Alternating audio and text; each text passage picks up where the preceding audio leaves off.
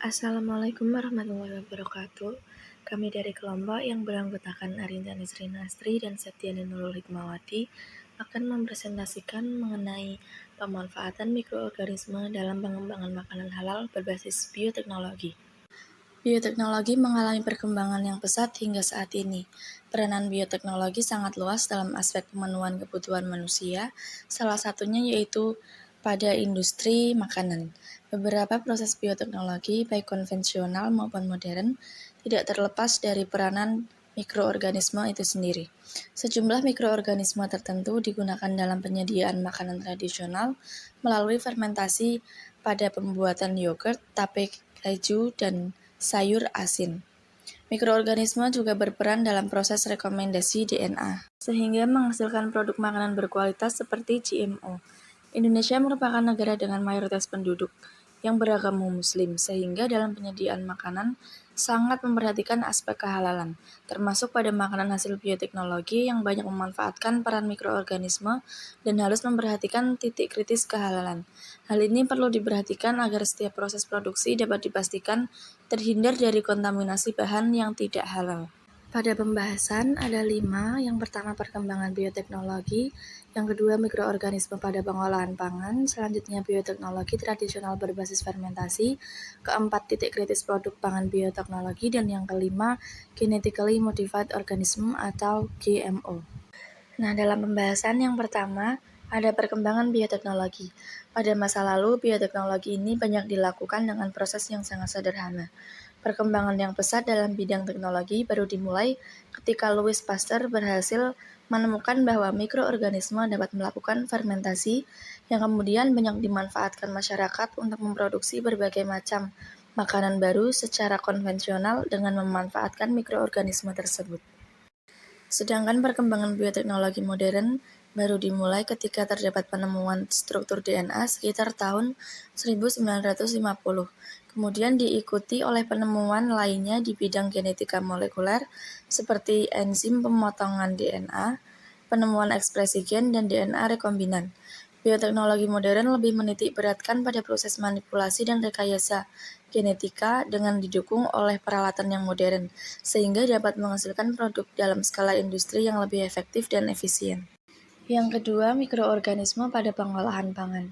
Aplikasi bioteknologi sangat beragam, salah satunya yaitu pada bidang pangan.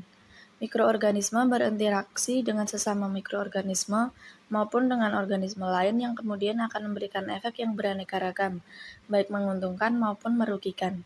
Namun mayoritas mikroorganisme dapat memberikan manfaat yang sangat beragam dalam dunia bioteknologi.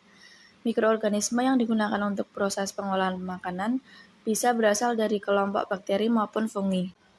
Yang ketiga, bioteknologi tradisional berbasis fermentasi. Fermentasi dikenal sebagai salah satu cara pengawatan makanan tertua di dunia. Pengawatan makanan dengan fermentasi terjadi karena adanya pembentukan metabolit penghambat seperti etanol, asam organik, dan bakteriosin. Selain untuk mengawetkan, fermentasi juga dapat menjadikan perubahan aroma, tekstur, dan rasa pada makanan. Makanan fermentasi di Indonesia dapat diklasifikasikan menjadi 4 kategori berdasarkan prosesnya, yaitu ada fermentasi asam laktat, fermentasi jamur, fermentasi alkohol, dan fermentasi kadar garam tinggi. Yang keempat, ada titik kritis produk pangan bioteknologi. Titik kritis yang dimaksud di sini yaitu pada kehalalan produk pangan bioteknologi. Sebagai contohnya, titik kritis pada pembuatan keju terdapat pada tahap koagulasi, dan salah satu contoh lainnya yaitu titik kritis pada pembuatan yogurt itu terdapat pada tahap penetapan total padatan. Produk mikrobial sendiri sudah ditetapkan menjadi titik kritis. Salah satu produk mikrobial yang banyak diproduksi adalah enzim. Sudah diketahui bahwa resiko titik kritis selama produksi enzim dengan prinsip bioteknologi antara lain media yang digunakan untuk pertumbuhan atau penyegaran, gen asing yang disisipkan ke mikroba, resin kromatografi yang digunakan untuk purifikasi, dan zat aditif yang ditambahkan untuk stabilitas enzim. Yang kelima ada GMO atau Genetically Modified Organism. Rekayasa genetika merupakan sebuah proses pengubahan DNA suatu organisme yang dilakukan dengan menggabungkan DNA dari dua spesies yang berbeda.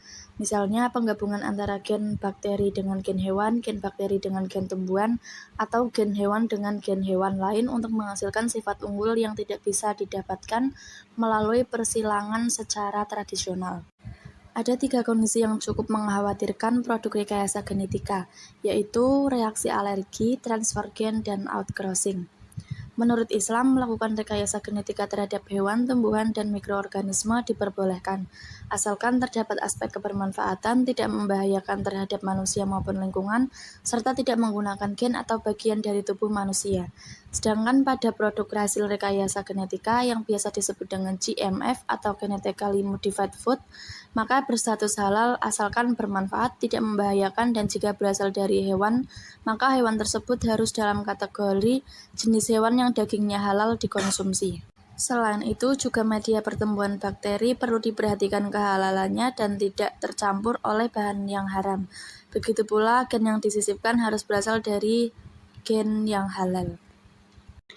Terima kasih, hanya itu yang dapat kami sampaikan. Kurang lebihnya mohon maaf. Wassalamualaikum warahmatullahi wabarakatuh.